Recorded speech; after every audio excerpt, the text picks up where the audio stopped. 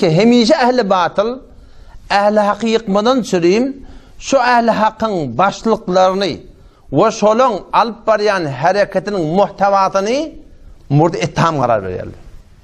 O da işte da ehli batılın hemişe tertibi şey. Ehli batıl hemişe ehli hakkı yıksak olanına Eunçak şol adamlar iki diyaneti bir nehzeti, bir tefekkürü, bir iden evvel parayalla şol adamların ödüne hemledip ikilencenne şol aytiyan keplerini zil sağlatıyandırlar. O vakti yoğmuşta bir adamlar iki vakın diyanete başvolacak olup, zahmet çekecek olup değerli şol adamlar ödünden ve aytiyan kepinden defa etmede ertikün hem de zil sağla geliyor. Bizim aramızda Allah'ın yanlışlık şunu ne olur? Yok hem ehli hak azara Türk mesarada. Ehli hak hakkı aydı bilenek, öz hakkından doğru defa edebilenek, ayt yalla yok değil. Ama ne metiyalla köplen ay Huday versin cevabını. Huday moynakla koyturlar. Allah tabi bizim moynakla koytur, bir de Huday moynakla koyuyorlar. Ohum arada ne mi diye şöphet şüye, ohum şeket diye cevabını olan. Şeket diye açık korun. Ohum şu taydan şöbehelere cevap vermeklik ve de dini iki dağıt yıkıya diye. Dini iki dağıt yıkıya. Bire şehvat bilen dini yıkılıya diye. Bir de şubahat bilen yıkılıyor. Şehvat bilen ve şu camianın ve de 30-35 yıl verse fezai mecaziden ondan o bundan o ne kadar şehvatlar bizim adamını arttırdılar. Dar koynakları giydirdiler. Ekerdun getirdiler, cadı getirdiler, arak getirdiler, şarap getirdiler, aydın getirdiler, dutar getirdiler, gitar getirdiler. Tamam şey khahişatayı nefsanin getirdiler. Ne kadar diyanetini yedirirler. Şehvat bilen camiada diyaneti yıkıyarlar. O köylence ne mi? Ola onu kim çıkar var diye? Diyanet men kendi iş yok adamla şehvata çıkar var diye. Ve dinni bilen adamın diyanetini ne yapalım yıkıyarlar? Şubahat bilen yıkıyarlar diye. Şubhaklıyarlar da. Şubhaklıyarlar o zaman o taraf ne mi? Hoş şeket diye. Cevap verilmede şeket diye sonra ne mi? Hoş şundan tavul diye. Atsız böyle nakıyor. Hem atsız baydesin böyle. Ne kadar ehli hak o Türk meselede ne kadar kabiydi. Maşin gidiliyedi. Öy gidiliyedi. Ova gidiliyedi. Ama vakti ki töhmet vurulmayan durdular. Sallak oraya mı sallakı? İşte sallak diyen ovada bir vakti cemaat tebliğin teyli hormat derekli öküd öldürttürler. Öküd öldürttürler diyen.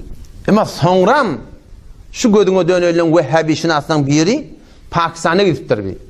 Pakistan'a uğrup geleni o tada onu deyiptirler ağaçtın Moğolotkanı etiyeni yok Şenefi mezhepte deyiptirler da o da şu tadan bana öcük gelip şu mantığa gelip şol hem o doklan şol böyle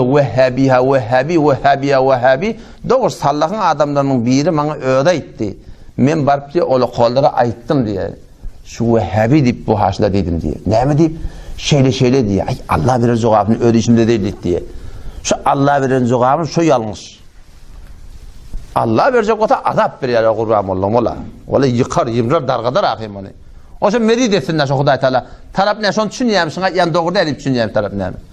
Huday Teala Firavun'a 400 yıl men Huday deyip durur adama muhlet verip durur. Huday görecek oturacak o görmen ne mi? Huday Teala bendelerinin boyunu oklaptır. Ya eyyühellezine amenu ey iman getiren adamlar kunu ensarallah Allah'ın dininin kömekçisi olun. De bir adın o tehmet vursa hi, bir adın o tehmet vursa. Sen ne kadar adam değerli yersin? Ay Huday versin cevabını koyarsın bir sen namusuna dil yetirsin hi. Huday versin cevabını koyarsın mı? Evet koymarsın. Senin namusun sayıyormuşsun din yani. Sen dinin o tehmet turup dururlar. Sen alpbariyan yoluna tehmet turup dururlar. Sen iyen ya imiyerliğine tehmet turup dururlar. Sen kul hanıvadan kul vücuduna sen Vehhabi deyip durdu. Vehhabi dedi yani kafirden teleke orttururlar. Falani kahir ortturur. Hiç kim hıyalını değil ki bu ad.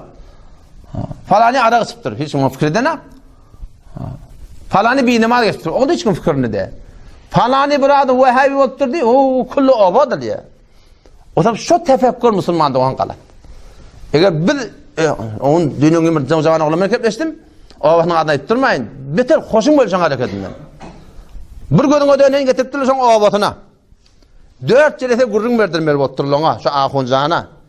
O zaman bula da kaçıncı tip yatırlar, şu 4. çelese barcak. Men yandı gerekli dahabısını neyme soramadı, şın sorardın dedim. Bolya, 4. çelese gelme, nikefte gelip durur o zaman. Kaçıncı tip yatırlar bula da. Çelese tökörün yanı tutup dururlar. Ahuna sorama yo falan böyle şeyler sağaman sıptı diye ahımızın gelmedi. Durmadı diye. Ona mulasa hücrede oturuşturlar, böyle oturuşturlar.